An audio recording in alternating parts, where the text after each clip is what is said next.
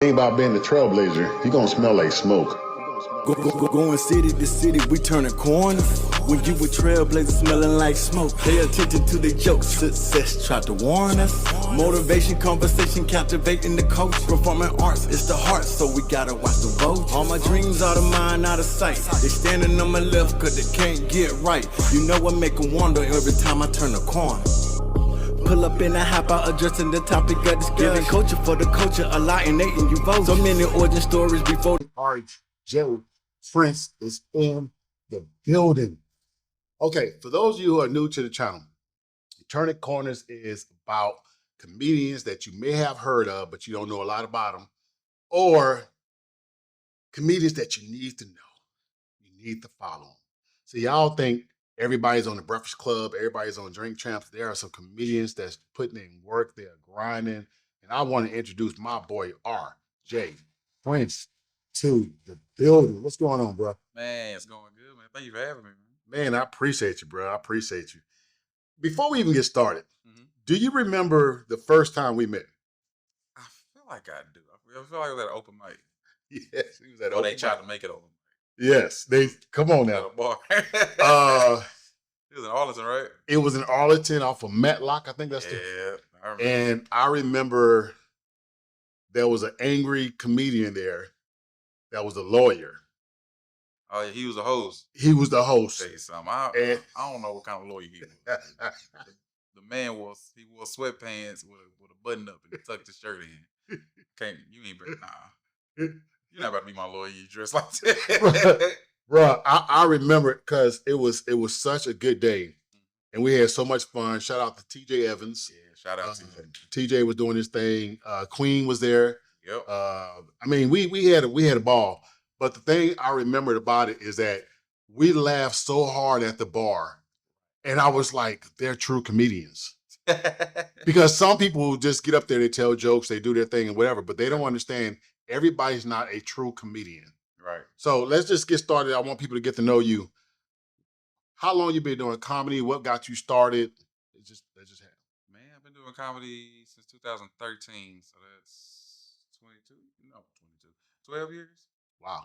12 years doing comedy. Now it depends on who you ask. Because so I started doing comedy 2013 was the first time I ever got on stage and did it.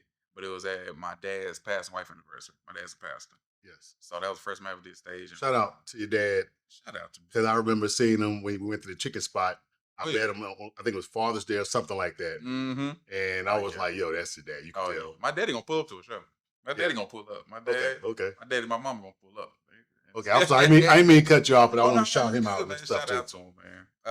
Yeah, he threw me on stage because he went through these years of he don't like doing stuff that's like boring or what everybody else doing. So when he had these passing wife anniversaries, he didn't want to just have preaching. He like every year was a theme. So there was a musical theme. There was a 70s themes one year. So this particular year it was comedy. We went to comedy.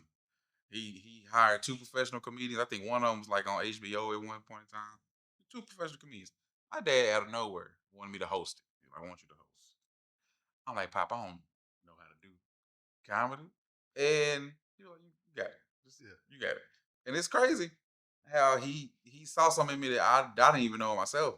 Because the anniversary started, I got up there and I ripped my time.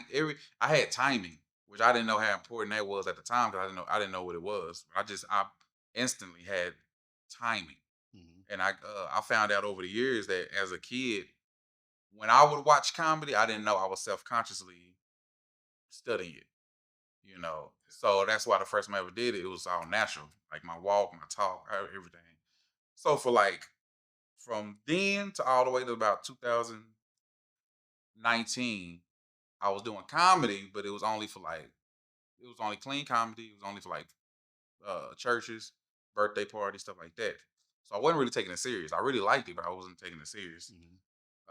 2019, I was doing music at the time. Yes. I ain't gonna lie. Mr. Can't Get Right. I thought I was gonna be the biggest rapper that ever stepped out of Fort Worth, Texas. Hold on. You couldn't So tell me that. I Couldn't was tell me. curious. What was your name? RJ Prince. Never changed my name. My name been So RJ. RJ Prince was still Still that. your rap name. RJ Prince. Yeah, Okay. that was, Okay. because here's the thing. I'm the Prince of Entertainment. I'm entertaining. Okay. Talk your shit. Talk I'm your the Prince shit. of Entertainment. So I always did music. So I went to this one place. This guy did monthly showcases. I went there, did music, and I killed it. What helped Now, was were you singing or you was rapping? I was rapping. Okay. I was rapping because I did more music than comedy. Comedy was only like special occasion, like somebody's birthday party or something like that, or a church event. So I did this showcase, and he gave me like a full 20 minutes to do all my songs. So it was cool, and the stage was dope because they had lights, smoke, screen. Like the dude back there was killing it. So he looked like I was on BET Awards. It was going down. Afterwards, I get off stage. This girl gets up and do comedy, and can't get right. She bombed horribly.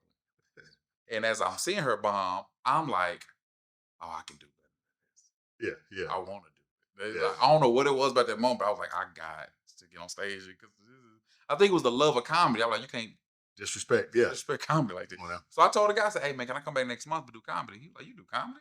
I'm like, yeah. He was like, yeah. Well, I'll put you on there. This was the first time I could do any joke I wanted. Because I was only doing clean comedy, so I couldn't, certain topics I couldn't talk about in church and stuff. So this was the first time I was doing it at this big bar. He had a big stage. I'm like, I can talk. So it was jokes that I had, but I could never do. Yeah. I'm gonna do all these jokes. Man, I came back, killed it. Standing ovation, and I felt that was the time. I've been doing comedy before then, from 2013 to 2019. That time I fell in love with it. Okay. I was like, I want to do. I stopped doing music and everything. This is the only thing I want to do. I like how you said that because the next question was, when did you fall in love with comedy? I stole that from the movie When Did You Fall in Love with Hip Hop? You know what I'm saying? But because I always say there's a moment where comedians where you say, you know what, this is me. Mhm. This is something that I really want to do. And no matter what happens, I'm going to do this. Yep. So that was the moment when you fell in love with comedy. Oh yeah.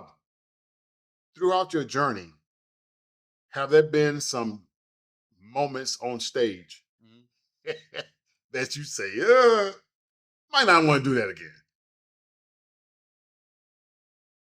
I promise you, I'm not trying to be cocky when I say that. Talk But it's very rare.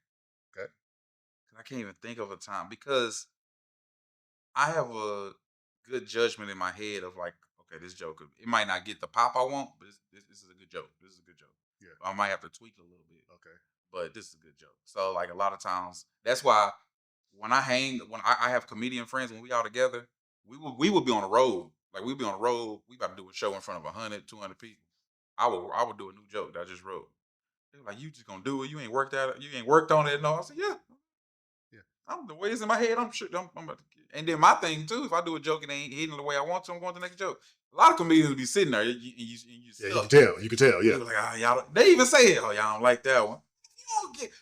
I'm a showman, and I've learned that about that's something recently I learned about myself. I'm a showman. Anytime, whether I'm performing in front of 500 people or 5 people, I feel like you bought a ticket, or not. Even if you bought a ticket, if you got a free ticket, you still took time out of your day to come to me so I can perform for you. I'm about to give you my all. I'm gonna give you. So even when I'm working on a new joke, you can't tell I'm working on it because I'm gonna present it to you like I've been doing this thing. Like I've been doing this joke. So, but there's been some times where, and it's usually in like small crowds when it's like 5 to 12, 20 people. Okay, you do a joke that you've been working on, and you don't get nothing. You know? Let's talk about that because a lot of people talk trash about big rooms, right? Oh, I did this. It was 150 people there. To me, if you can perform in front of 5, it's a whole different art form. You know what I'm saying? Could you talk about that for a minute? Because again, there are people who maybe are watching this that are aspiring to do comedy, or they forgot what it's like to be on a smaller stage, or whatever the case may be. But can you talk about the confidence that it takes to be in a room of people you don't know, and there's only less than 20 people? Oh yeah. That's where you sharpen your iron. That's where you really know, like, okay, am I funny? Here's the thing about big crowds. Big crowds, they already high off the energy. Mm. You know what I'm saying? Big crowds going off the people that's right next to them laughing. Sometimes they'll laugh because the person next to them laugh. So you get you go with a joke and it's only about 10 people in the room. They spread it out because for some reason they don't want to sit together. So they scatter through the room. You do a joke and if out of 10 people you get one person to okay. Yeah. That's what it is. Because you got to think about it. That's 1 out of 10. So if that was 100, that's 10 people. You got to think about it. Like that's how I think about it. Like, okay, so I'm like that. If I can get one laugh out of here, I know it's a joke. I like that. I know it's a hit. I like that. I love, and I used to be terrified of them when I first started doing actual comedy clubs. I used to be terrified of small rooms, but it never but it's a terrified that like I'm pacing. Like you'll see me pacing back and forth because I'm like, but I still loved it because those rooms strengthened me. Yeah, I was already decent because for some reason I was naturally good at comedy, so I was decent by the time I started hitting comedy clubs. But when I started hitting these small rooms, they like bars. Oh man, me and TJ Evans, we used to go to this bar in Arlington, dude, and the bar they used to have us do shows. They used to call them shows. They were real open mics, but they used to because anytime I don't get paid, it's open mic in my book. Okay. So we used to go do these little mics that they would put together, but it would be a full bar during like a hockey game, and it's like a bunch of drunk people in there. So Like hold on. enjoying hockey. So you're one of the first people to book me in the Dallas area, Mm-hmm. and I think I know the bar you're talking about because you did a show and you jumped off stage. You was doing Uptown Funk. Uptown Funk. I know they you give it talking to about. you, and you jumped off the stage. Is that bar or is it? That's not that bar, but I know you talking. Okay. I know you talking about. Because when I That's a saw good you jump off stage, I said, "This fool It's a good night. is a different kind of ignorant." You know what I'm saying? I want you to remember me. I want you when you leave any show that I'm a part of. I want you to remember me, even if you don't remember my name. When you see me, you like, I can't remember his name, but that's the dude that jumped off. Yeah, that's the dude. At this bar, that was everybody that got on the mic and did they set. They did like a whole 10-minute set. Ain't nobody listening to them, which that's worse than a boo to me. That's worse than a boo. They're talking while everybody's watching the game. Like we're right here talking to people. The game's right here though. So everybody just facing there. It's like 5 comedians go. I go last. I said bet. And this is something my dad taught me, even with him preaching. Walking into a room, you have to be ready to adjust. Yeah. That's why I'm not I call them scripted comedians. I can't even if I have a whole 10 minutes wrote like, oh, this gonna kill. If I go in the room, most likely that's gonna change because I got to go off the room. That's how I've always been. So as soon as it was my turn, I grabbed the mic. I got on top of the bar in front of the TVs. Got everybody's attention. I started going. My energy was already high because everybody was talking out of the metal. Man, I was like, what's going on? Y'all good? Hey, I'm gonna give y'all about 10 minutes. Y'all can get back to your hockey game. And I killed it, dude. I had that whole room laughing. First of all, okay, so one of the things I believe, that's why I love comedians. I'm not gonna say it in a way where it's witchcraft, but we have a way of moving the crowd. We adjust the temperature in the room. No matter what your day is, no matter what you're going through, if you are a comedian, I'm gonna make you, at least for a little while, forget that. Yep. So by you jumping on the bar, there's a level, and if I say this wrong, I apologize, but it is what it is. There's a level of arrogance that comes with doing comedy. Now, people say it's cocky. No, it's not cocky. I have to be arrogant to say, I'm gonna make you laugh. I'm gonna make you feel something you ain't felt all day.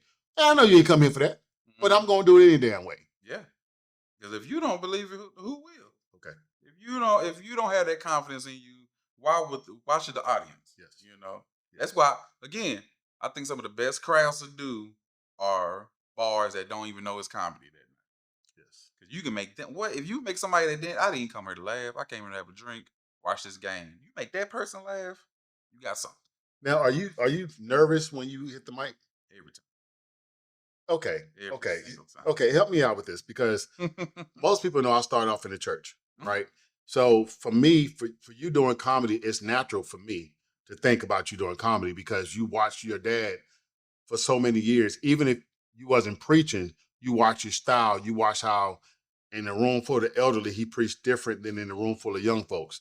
You might have watched why he went through 10 things before he got to the pulpit, but when he got to the pulpit, it was something that just kind of took over. Yep. And the way I write my jokes is the exact same way I used to write my sermons. Yeah. Right?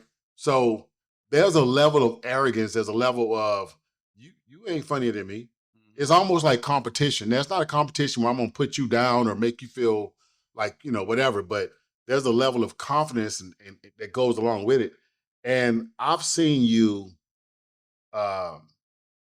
change rooms over the years. I've seen you walk into a room with a black glove on.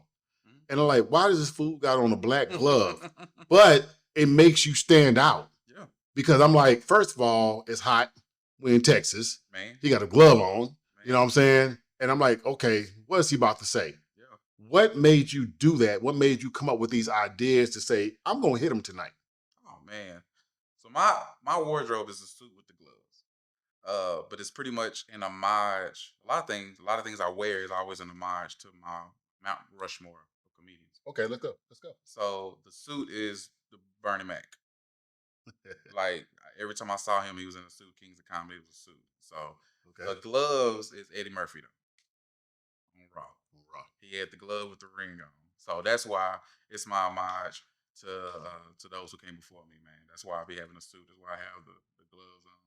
And it's always like you said, you're gonna remember me. Even when someone's hosting and I get off stage, almost every time that person says something about my glove.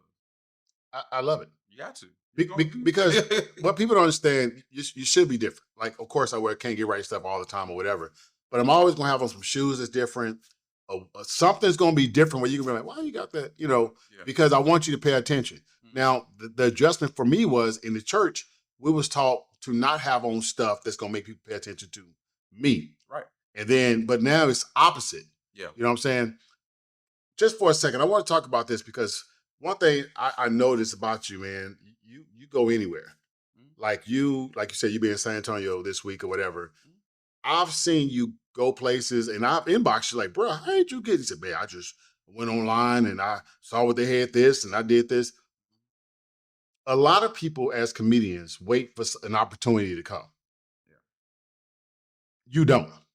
You appear to me that you make your opportunities come by you staying busy and whatever. What made you say, you know what, I'm not going to wait for a manager, I'm not going to wait for an agent, I'm going to get out there and I'm going to get it myself? I don't like 9-to-5 jobs. So that's why having a mentality like that is doing a 9-to-5 job. You if you gotta wait for somebody to say to do this, do that. I'm not like that at church. Like when I go to church, I don't wait for the pastor, which is my dad, to tell me what to do. I get to doing stuff. It's the same with my comedy career. I have to. We're entrepreneurs when we start this comedy, or rather, we should be. Yeah. And even when I get a manager and I get an agent and stuff like that, they work for me at that point. I don't work for them, so you know what I'm saying. So I have to find these opportunities, man. And that's why I love meeting people and stuff like that, because it's still doors that I didn't even know existed. The more I keep talking to people, you know what I'm saying. I just got booked to go to New Mexico. Love it. By by showing up to a show last night that I knew was only gonna be 10 people. Here's the thing, because some of these comedians have been doing it not even as long as me. They've been doing it for 5 years. They be like, I'm not about to go there. They not paying. You know what I'm saying? It's only gonna be 5-10 people there. Come on, you hear it. Here's the thing. Let's talk about it. I ain't got nothing to do Saturday night. You know what I'm saying? I'm about to do something that I love. Yeah. Why not do it? And it's always because you never know who's in the crowd. I did that. Somebody was in the crowd that had a hookup for New Mexico, and I was able to get it like that off my name. Yeah. You know what I'm saying? So like, why? I never understood that where and I get it. You want your bread, so I definitely understand that. But at the end of the day, it's a grind. You know what I'm saying? Some people are able to pop up quicker than others, but still at the end of the day, it's a grind, dude. A lot of times you're gonna get them, do them shows for a chicken plate. You know what I'm Anybody saying? who never told you differently was a fat Faison liar. Okay. I'm sorry, I couldn't resist it. Because it is a grind. It is something that you must do. Now, with me, I still work, but I stay tired. You know what I'm saying? But at the same time, people don't see the grind, the hustle, like I was telling you before you came in, like all the stuff that people didn't show up for you and whatever. How do you deal, because this is an issue I deal with a lot that stresses me out. Because I'm my own manager. I'm my own agent. I do it myself. Yeah. How do you deal with club owners that are shiesty and don't want to pay you your money? It's a problem if I because I've luckily not come encountered with a promoter or owner who like I do my set then they like I haven't ran into that yet. Okay. Pray to God I don't because I know how I am. Pray to God. Yeah. I would hate to have to come back in there like Ice Cube with a bat. Like I would hate to have to do this. You know what I'm saying? But definitely got some promoters that they want your talent, but they don't want to pay you. I got one hit me up not too long ago. I told him like, yeah, man, I can do it. Let me see my contract and tell me what your budget is. Okay. And boy, his next comment was like, yeah, if you sell 10 tickets, you get $100. So I'm doing your job. You want me to promote? You're the promoter. Here's the thing. Come on, let's talk about Which this. camera on? Is it this one? Let me put you right there. Right here. There. Yeah. Promoters. Here's the thing, promoters. When you hit us up, and you're hitting us up because we're very good at our job, which means we get booked a lot. Which means if we have our core audience, which is our friends and family, they're constantly coming to our shows. Which means we're not about to keep bringing them to shows. Yes, They're tired. Yeah. They keep hearing these jokes. That's why I keep writing so good. I have to write because I'm still in my city. Same people keep seeing my shows. I can't tell them the same jokes. Yes. Yeah. No promoters. Yes. Do your job. Yes. And it's not like we're not going to promote. Yeah. Because I want people to come. I want people to know, hey, man, this guy's still working. Sure. But I'm not going to do everything for you. And I've had situations where I've told comics, listen, I'm going to pay you. But I'm also going to give you 5 tickets each. You can give them away or you can sell them for yourself. That's an extra. If the tickets are $20 a piece, I am giving you this because I want the room to be filled. Right. I have had several shows, where comedians don't even come pick up the tickets. I'm like, hold on, the tickets are $20 a piece. I'm giving you 5 of them, plus I'm paying you already. That's an extra $100. Oh man, I've been busy. Are you serious? That's wild. But what that tells me is I can't work with you anymore because I want people that are serious. Right. When people ask me, well, how do you know who you're going to interview with, turning corners stuff, I said serious comedians. It's not about if you have the biggest following, because some people aren't real good on social media. Like I've hit you up and like, hey man, I need some help because some stuff I don't know how to do. But I'm still learning. My thing is, are you serious? Yeah. Are you about the craft, or are you just going to clubs to drink? Mm-hmm. Because there are some people who just go to the club just to drink. So I got a question for you. Mm-hmm. Just be honest. Okay. Time you was on stage, and although you knew the joke hit, that room was not filling it. Oh yeah. That joke hit 100 times before. You hit it, you said it the same way, same demeanor, whatever. How did you respond to that joke that didn't quite do what you thought it was going to do?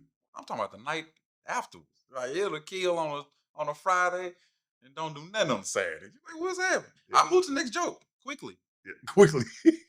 Yeah, there's no need. Y'all don't like it? Cool. Let's go to the next one. I got plenty. I got a whole arsenal. Like, Okay. How do you memorize your jokes?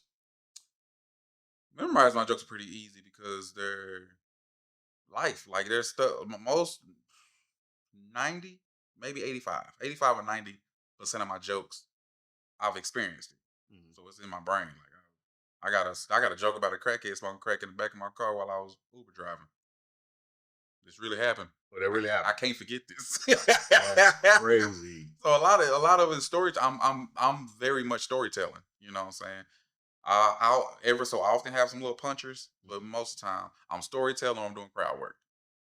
So almost, I don't know how. I know you know who he is, Ali Sadiq, right? Ali Sadiq is one of my heroes in the game because first of all, he's the first professional comedian to tell me I was funny. That's what's up. And he did a show years ago before he got super big. Okay. And he told me, he said, "Can I tell you something?" I said, "Yeah, you can tell me whatever." He's like, "Your set was good, but you went too far." Okay. I was talking about a deacon at the church who had a messed up leg and all that stuff. He said it was funny at the beginning. Uh-huh. Then people started feeling sorry for him. He said, you went too far. You know, he said, you got to keep working on that joke. And I was like, wow. So the storytelling that he does is something that I like. And I've actually seen you do that. Like you hit him with a punchline, but then you say, hey, and another thing, this happened the other day. What made you go in that direction? Or better yet, I'm going to ask, like, how is it that you learn to just be you? Because I've seen a lot of comedians come in and they try to be everybody except who they are. Man, my dad actually. I remember when I first started doing comedy, like that first year or two, you know, I think because I was watching a lot of Kevin Hart. Because around the time I started, he just put out that first special. And I was like watching it so much. So I kind of, a lot of my mannerisms was kind of, and my dad was like, hey, you need to start getting to know you and you need to show more you because you kind of starting to sound and act like Kevin Hart. I'm like, oh. So that started making me do rewinds. Every show I would do, I would record it and watch it back. I wouldn't even definitely at that time, I wouldn't even put nothing on social media. I would literally record myself just so I can, as I'm driving home, making sure I don't sound like nobody else, making sure, saying I got my own voice. So, and that's where the storytelling came through. Okay. So, Do you find yourself? I'm gonna say myself. I don't. If I got a show coming up, especially if it's a big show, I don't watch other comedians for like a week and a half, maybe 2 weeks, because I find myself emulating them. Like one of my guys that I'm really a big fan of is Earthquake, and I catch myself, my mannerisms is Earthquake, and I'm like, hey, why do I do that? But then I've heard other comedians say, well, that's because you're a fan. You're not doing his jokes, but sometimes you do his mannerisms and stuff. But I was like, well, Kobe became Kobe watching Jordan, so I don't really see anything wrong with it. But I can't watch other comedians. Like even if I'm going to perform, I try not to watch what they're about to do. Okay. And I don't know why I've been like that. I don't know if it's something in my head but it was like that when I was, in the pulpit. I didn't like if we had like they would have the preacher-thons or the last seven words of Christ and all that stuff. Yeah. I would go to the bathroom or something till it's my turn. Because I didn't want to have that pressure on me of doing what somebody else did. Yeah. How I know it sounds like repetitive, but no, you being unique is something that a lot of people can't do. And I've heard a lot of you like the third person I've heard that don't too much like to watch other comedians and stuff like that. I guess because again I'm a student of the game. I study, and a lot of times I'll listen to some comedy on my way to a show, and that's kind of just like I would say that's kind of like how you got to go to the club and you kind of just bumping some 50 Cent or something. Like that's kind of out of the same mind frame. I'm listening to some comedy and I'm just kind of going off that energy, I guess you could say. That energy, that rush of just getting those laughs. That's really what I be listening for. And I'm like, yeah, okay. Getting myself in the zone. And I really just getting definitely if I gotta do a show and I'm just in a funk or I'm just like I'm not there, I gotta hear comedy. Music ain't really gonna get me there. I gotta listen to comedy. Comedy is gonna it's gonna lift me up. As it should. I mean, it's the medicine for the souls. So I've heard a lot of comedians, including myself. Comedy is therapy. Oh, yeah. That stage is like every time I just need to get on stage. Like don't pay me. I don't care if you pay me or not. I need to get these 15 minutes off. What? Dude, during the pandemic, I felt like a crackhead. Dude, I was and that's the pandemic is what got me started doing stuff online because I had to get it out. Yeah. I was going crazy in the house, and that's when I put my camera up and just start doing stuff. I'm like, I was wanting a stage so bad, dude. It was bad, dude. I'm telling you. So here's the thing. Even today, last night I had to go do something for a pastor. So last night I didn't finish that till 3:30. Got home. I ain't go to sleep till 4:30 this morning. Woke up at 7:30 this morning. Go to church. After that, I went out to eat. I'm here with you now. Wow. Everything in my body is saying you should go to sleep for the rest of the day. I want to hit a stage right now. Yeah. It's in me. Yeah. When it's in you, it's in you. Whether it's comedy, whether it's doing music, whether it's an actor, whether it's cooking. You know what I'm saying? If whatever God put in you, you're gonna need to do it. Okay. So I was trying to wait till later, but I'm gonna ask you this question. Okay. Because when I first started doing comedy, it was an issue because, of course, I was behind the pulpit and all that stuff, right? Mm-hmm. And it was a whole lot of people that's upset, and then they started booking me. And so it was like one of those things where I was stressing because part of me was like, this is who God made me to be. Yeah. But then the other side of it is, well, I can't do that because church folks gonna get mad. Mm-hmm. Now, it seems to me that you have a pastor, a father, who allows you to be you, right? But have you ever gotten pushback from church folks, and not being in particular because we don't want to, name anybody, but how did you handle it? And then how would you advise somebody else who might be a PK or they might be somebody that want to do it, but they're a Christian, Yeah. and they be like, well, I don't want to do it because the Lord might be upset at me. How would you advise them? Well, one, the people who probably do have an issue with, I don't too much hear it. If I do ever hear it, like it comes from the grapevine, so I don't ever hear it. The people at my church and just the people that I grew up around in the church, they accept it. They kind of like love that I do comedy and stuff, especially my dad. I would say anybody that had to go through that or even think about it, you got to remember anytime you step outside, you're going to upset somebody. So you should just, once you wake up, you should just erase that out your mind. You being alive is upsetting somebody. The most perfect person in the world couldn't please everybody. And that was Jesus. Ain't nobody you ain't going to, so you need to get that out your mind. So it's going to be, if God put that in you to do it, you got to do it, So I've, my passion for this is, it drives me. So a lot of times I don't too much try to look to try to please people, you know what I'm saying, in that kind of way. And plus, I know how to separate stuff. I go to church every Sunday, you know what I'm saying, but I do know how when I'm on stage, I'm gonna say some stuff. I'm trying to get a laugh, and I'm trying to be relatable to people. Average person that's in that crowd don't go to church. A lot of them ain't even been to church.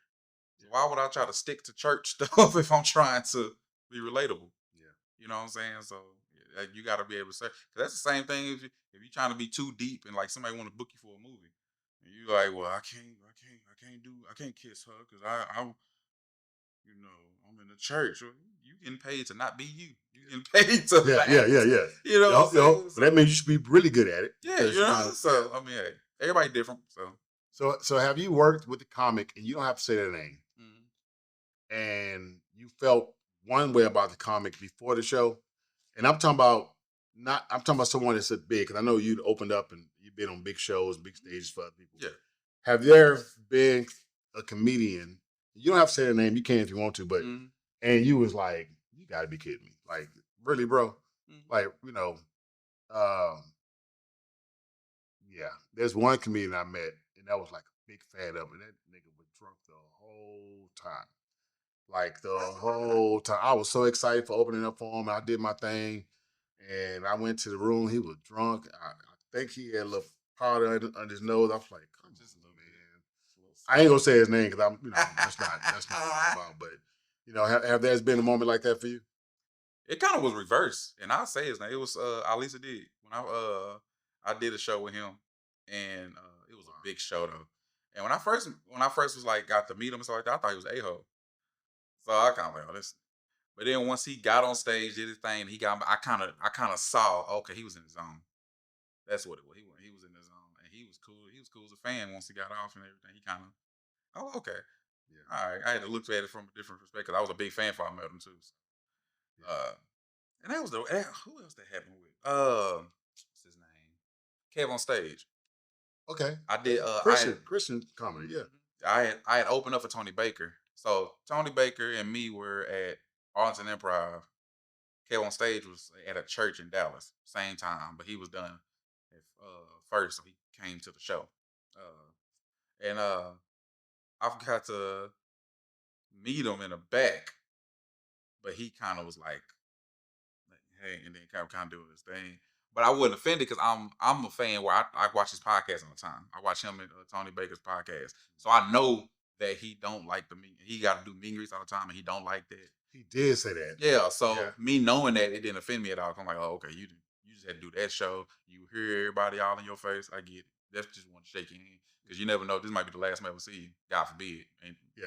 I Or it just wanna might not shake be in his the hand. same city again. You know what I'm Oh, saying? yeah. I'm sure I'm gonna see him again because I know I'm gonna be. My Jay Prince. But it's funny you say that because we forget comedians are human. Yeah. And I saw an interview with him. He was talking about me. He had a good interview where he was talking about, you know, the ups and downs of comedy and, you know, still working and traveling across town and all this other stuff. And I think people forget that it is a lot of energy that we put out when we're doing shows. There's a lot of energy, a lot of anxiety. It's a lot of stuff that's going on in our head. Then when we come off stage, I don't know about you, but I'm like, oh, that didn't hit quite like I wanted to. That part was good. Dang, I forgot to say this. Like all these different things are going in your head. And then somebody say, hey, can I take a picture? What? Yeah.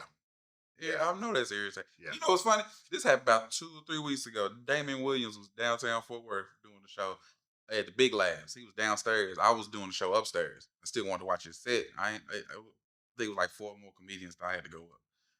I went downstairs. He was in the back at the table. You know, like a lot of comedians would walk past him. They would, man, Williams in there, man. I went right in there, sat right next to him. Hey, what's up, man? Found him. You know, watching the people open up for him, like, cause he's human, bro. Like, he's human. And I think we forget that there's different personalities for everybody. Like there are some people that's real cool. There's some people. The thing that has blessed me over the years is, you know, I've you know, the Tom Joyner Cruise and stuff like that. And I met some really big name comedians, and it's what I learned. The bigger they are, the cooler they were. Mm-hmm. Makes sense. Makes sense. The ones that had like movies and shows and Netflix specials was so cool. And then the ones that just opened up, I'm like, really, bro? You don't? Are you serious? Like, I saw your set. You wasn't funny. You ain't what you thought you was. It's usually the ones that, like, you ain't that funny. It's usually the ones, man. Like, there's a comedian here, and it hurt my heart because I was a fan. I used to watch him and everything. Mm-hmm. And we was at the Dallas Improv one day, and he said something after I got off stage. It was open mic. Yeah. But he said something. I looked at him, and I was like, bro, I'm about to slap you. And he looked at me like, and then he walked off. And I was, and it's crazy. I deleted him. I because I was a fan. Like, I'm just a fan of comedians. Yeah. And I was like, you know, I supported you, and this is your second time getting fly. And I just told him, I said, bro, you know I'm about to slap you, right? Mm-hmm. He just looked at me. And then he walked off, and my boy I was with, you know, he started laughing, man. He was like, boy, you a fool. I said, no. I said, because I'm from San Antonio, and sometimes being from a different city, people think you soft or whatever. But I'm like, bro, this ain't the stage. This is grown man stuff. So, I got a question for you real fast. I'm curious to comedic beefs where comedians are beefing. Like, I don't get it, but I do get it because it's a competitive sport. Have you had beef? Or I don't even want to ask that question. Mm-hmm. How do you deal with beef? Or comedians hating on you? That's probably a better way of doing it. I don't know nobody who hating on me. Okay. To be honest, it might be. I don't know.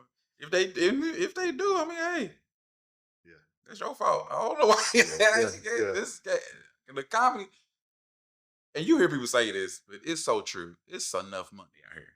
Yes, sir. Honestly, for all of us, it's because the comedians are so different styles, you know, and it is competitive because like I got a tour that I made called the Dangerous Comedy Tour.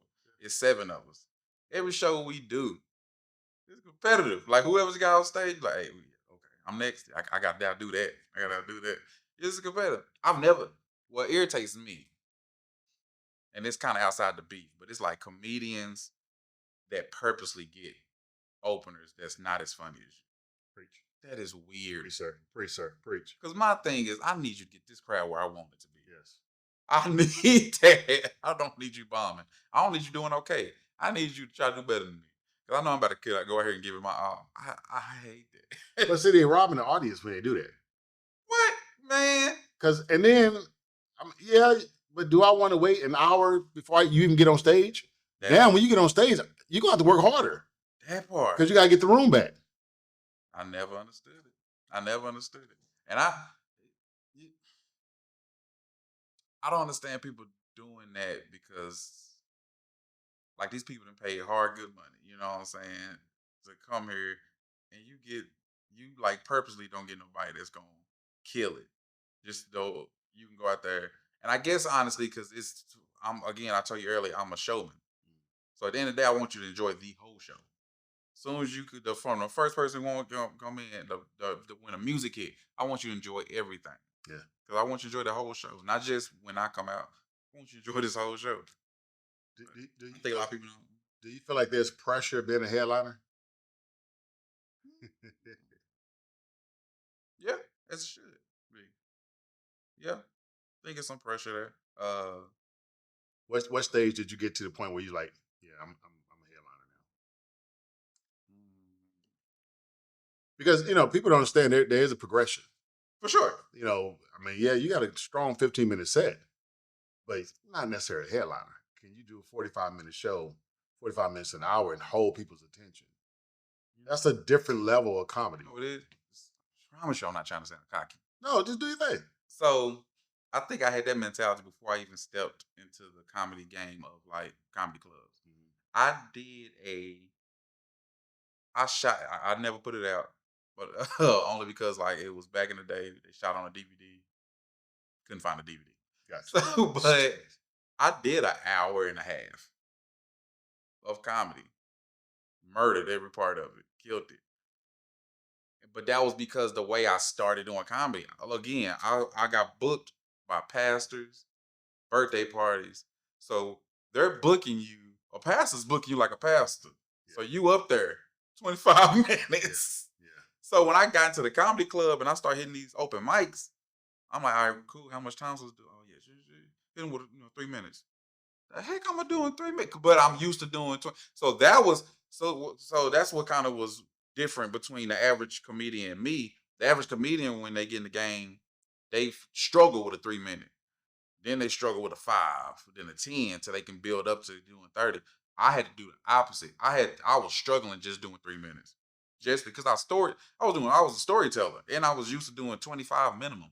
You know what I'm saying? Yeah. So I struggled doing 3, 5, probably even 10 minutes. You know what I'm saying? I had to learn how to certain jokes don't stretch it so long. How can I make a joke long to short to long? And that's what I can do now. There's certain jokes that I know that joke can go a good 10 minutes, but sometimes I got to push that bad boy down to 3. I got to hit points. I got to go fast.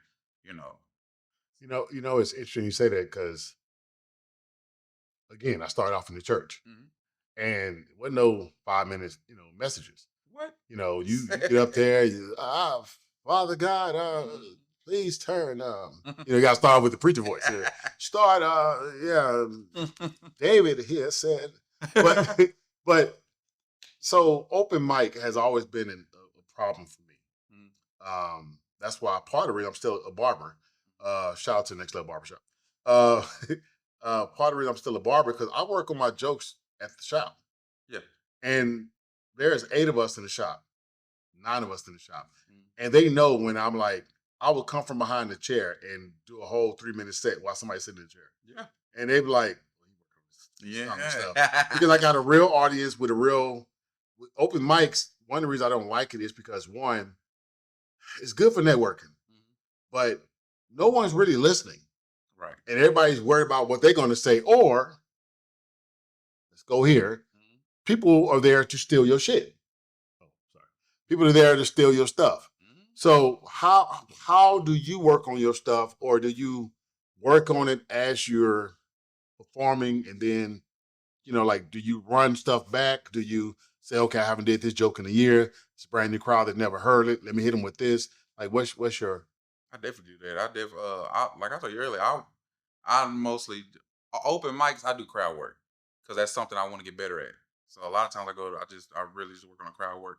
When I do shows is when I pop out a new joke. If there's a new joke I want to work on, I got a show coming up on Friday, so I bet I'm gonna throw that in the middle. So just right randomly in the middle. Let me get a temperature on this thing. Yeah. I say it here. I keep that in the back pocket. You know what I'm saying? So I'm quick to do it on there. I have it. I'm sure it's going. You know the reason why I've never feared somebody stealing a joke? 2 reasons. One, it's my life. Hard for you to steal my joke. You can. It's gonna sound weird because it's my life. 2, it's like stealing a bullet, and I got a safe full of bullets. Like I'm not gonna miss that bullet. I got an arsenal of jokes. you try, you try to take a joke. I got too many. Like I don't have a joke where like, oh, this the best one. Don't nobody touch it. I got too many. You know what I'm saying? So I've never feared somebody taking a joke from me. So do you have those hitters that are just closers? Because I've got a heard couple. comedians say, I got to hit them hard at the beginning Mhm. and then build up. You know what I'm saying? Like almost like going up a hill where I'm building. Then once I get to the mountaintop, that's the climax. Yeah. That's when, you know, I can do all the stuff I want to do. Mhm. Do you have like, I got three to four hitters. So I'm like, when I hit this right here, these jokes right here, they guarantee. They Yeah. just, they hitters, but they like 7-minute sets. You know, 7 to 10-minute sets. Do you have jokes like that where at the end you're gonna always close with this, or do you just kind of see how the crowd is going and maybe not use that joke? Yeah, I got a couple of I got a couple of jokes where I'm like, all right, cool. I can end on this. I know for a fact this one will hit with a big laugh, and I can walk off stage. You know, so I got a couple of them like that. A couple, like I said, little jabs, but and then I got a lot of them that I know if I start with a certain joke, I got to end with this one because I know they time. You know what I'm saying? And I'm a big fan of that. I love that. That's preaching. That's callback. That's callback. My dad do it all the time. That's, You know what I'm yeah, saying? it's callback. It's callback. It's you're connecting the jokes. I love it. I got to. Ali Sadiq, when he ended his joke and he said, all because I wanted a dope track outfit or something like that. I probably just messed up the thing. Dope ass tracks. Yeah. And I was like, he brought it full. Mic and walk off. That was, man, what? Yes. I got a question. I know it's your interview. No. I got We a question for just you. talking, bro. Have you dropped the mic yet? You talking about on stage? I'm gonna tell you why I haven't, and I wanted to when I did San Antonio. I did I shouldn't say this. That was the name of it, and that's shouldn't say this. That's on YouTube right now, doing real good with real numbers, no robots. I did a joke at the end, and I wanted to drop it so bad, but I respect the mics so much and how much they cost. It's because you go to church. You know the mic. You know how expensive the mics are. But have you dropped the mic? 3 times. Did you break? Both, no. Both, the first 2 times, both of them was at the Arlington Improv. I headlined there. And like, it just was the moment. Like I had to drop the mic. So I'm curious now. Did the club owner, anybody say anything to you?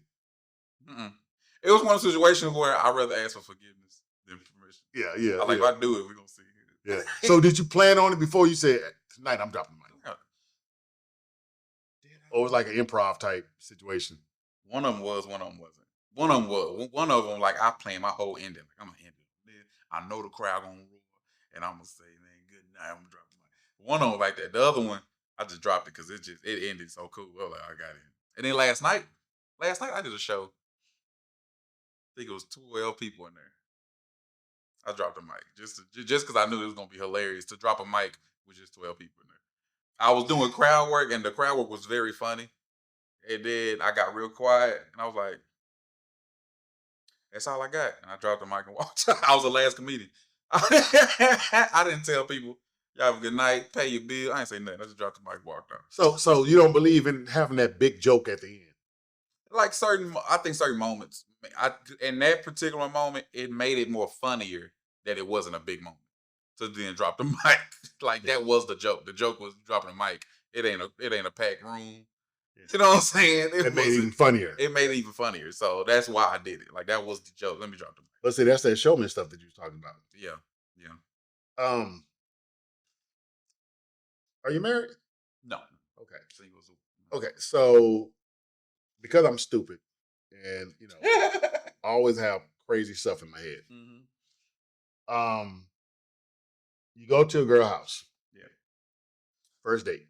You're there, you're waiting on her to get dressed, because they're never ready. And you're sitting on the couch.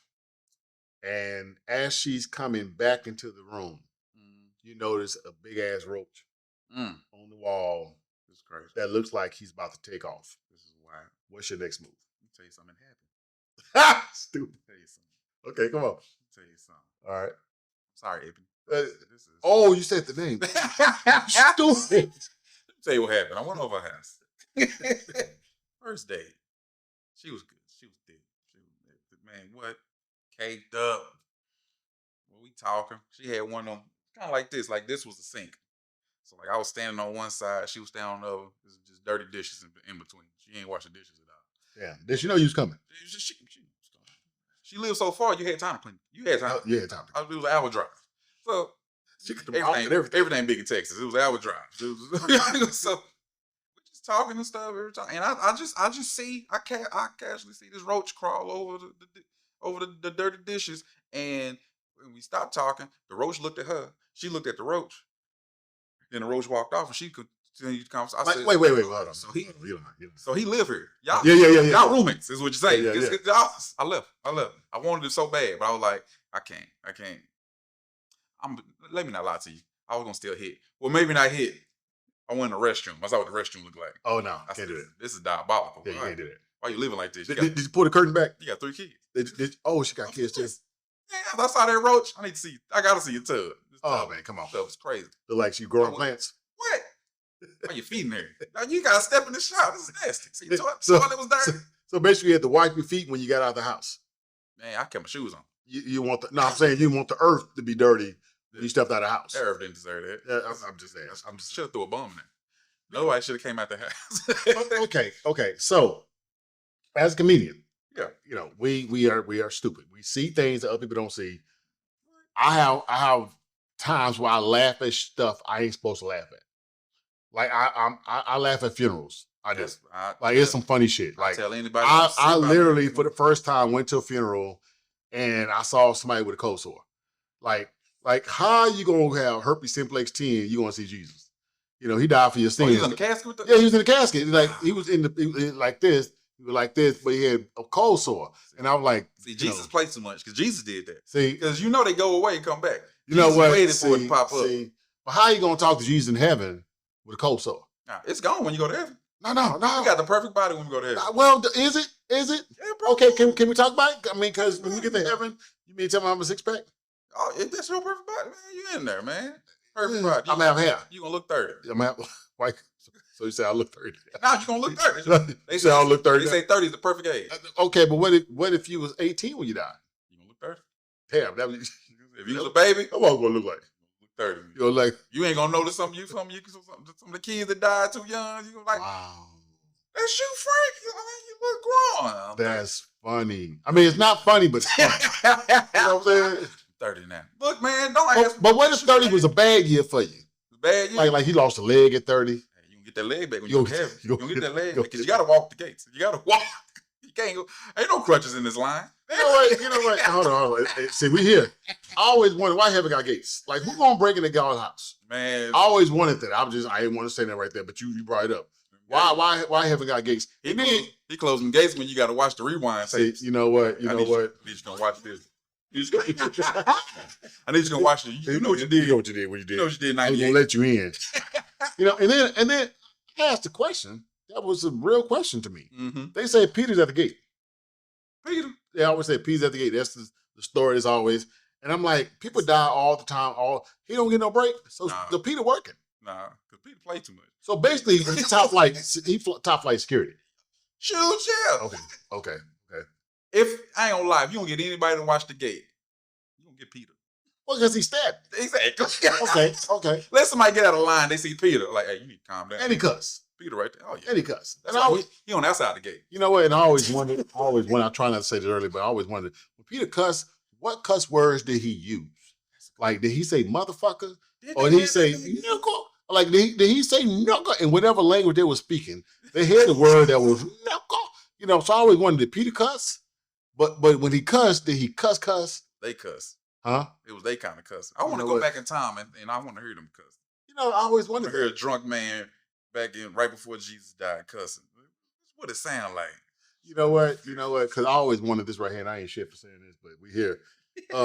When Jesus took Lazarus out the grave, You know what I'm saying? In the Bible, you know, they said by now he stinketh. Mhm. When he came out, did somebody say, God damn? Like did they, or were they happy? Because you don't, they said, loose that man, let him go. Yeah. But you don't hear nobody run up to him hugging him.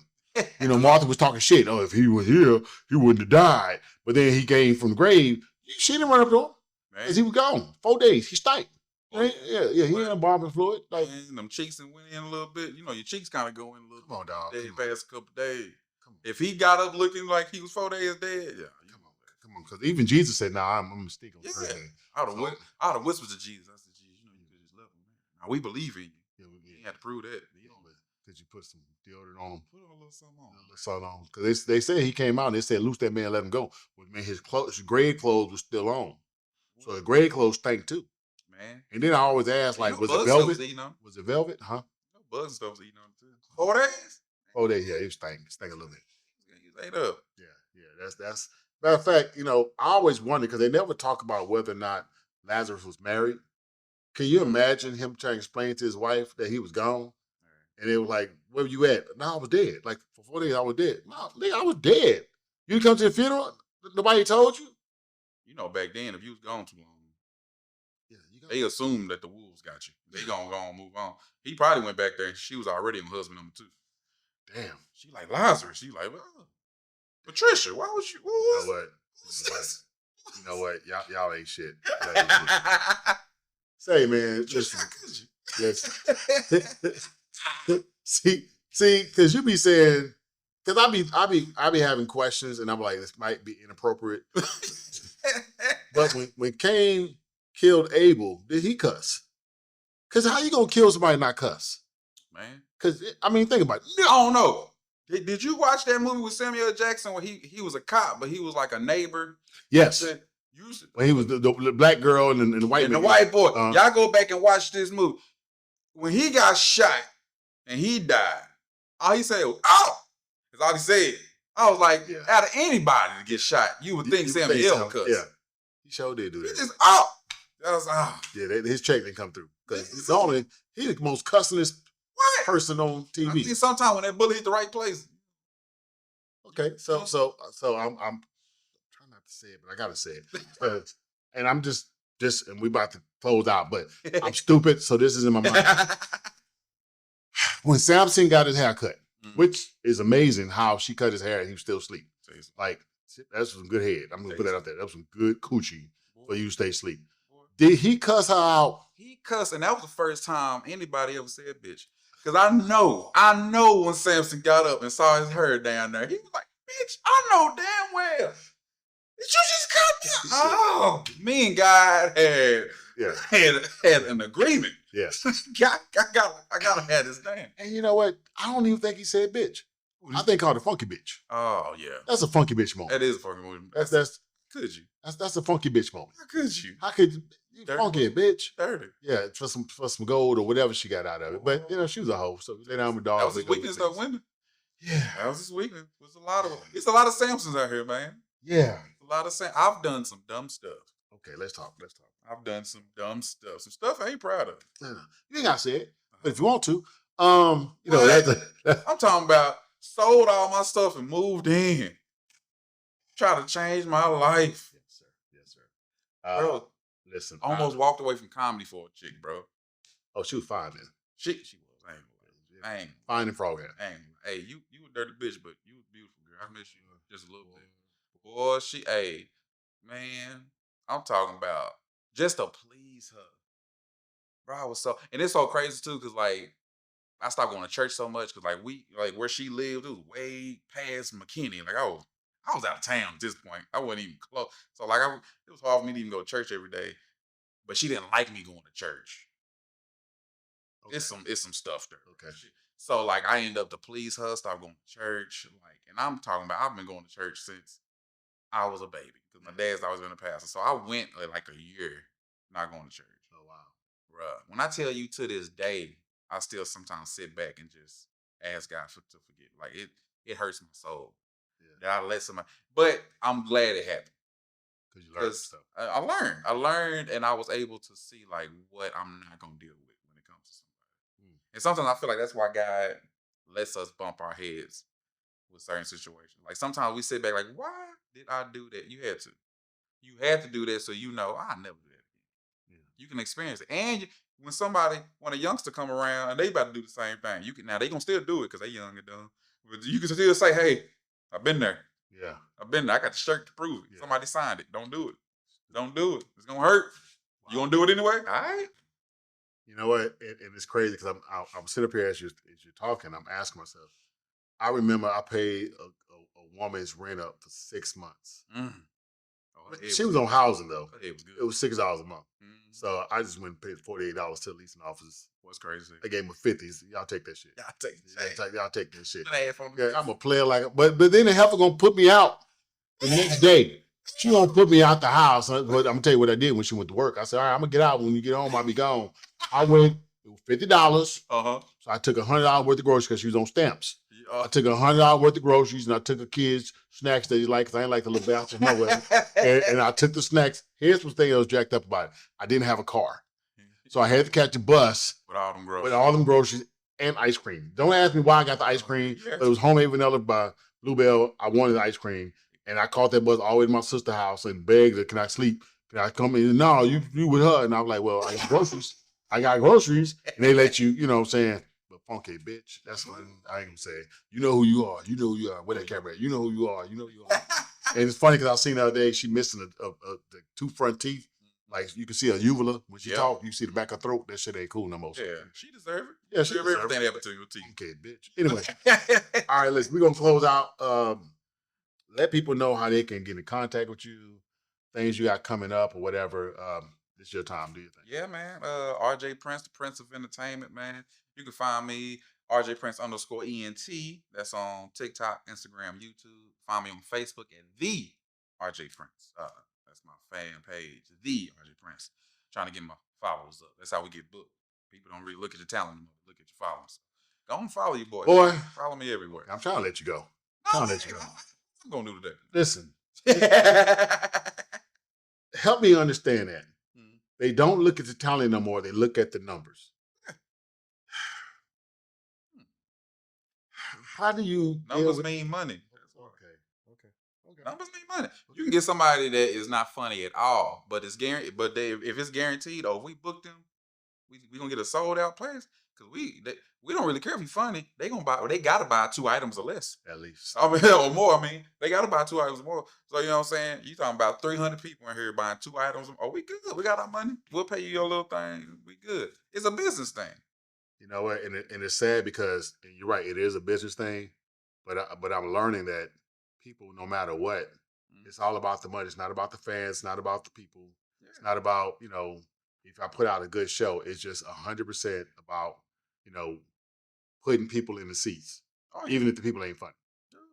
My proudest moments is when I open up for anybody, and I know it's people in that audience that don't know me. After the show, if you came to see Alisa Digg or Tony Baker or Joe Torre, you paid money to come see them. I just did 5 minutes before. If you take the time to say, bro, you killed, bro, you made me laugh. That means so much to me because I was there. I was pretty good to make you laugh if you came to see somebody else. Real good stuff. That'd be my proudest moment. Actually, after I open up for somebody, I stay at the exit door. So I let them get their meet and greet with the headliner and stuff, buy the merch stuff. When they come to me, that's when I get to know. Because if you did all that, you ain't even heard. If I open up, you ain't heard from me for a good 2 hours. So if you go do all that and you come to me and you like, boy, that joke you did with such and such. If I got there, okay, I did good. And not only that builds self-esteem. Oh. You know what I'm saying? It makes you feel good because if you bomb, you ain't gonna stand by it though. I'm going to the car. Man, like, all right, then, going home. What old boy say on that song? Hopped on my swing and tell the homies, all right, then. You know what I'm saying? RJ, I appreciate you. Thank you again, brother, for coming through. You know what I'm saying? You always have been a great person, a great man, great father. You know what I'm saying? And I just thank you for taking time out. Thank you, man. Yes, sir. Thing about being the trailblazer, you're going to smell like smoke. Going city to city, we turning corners. When you were trailblazer smelling like smoke.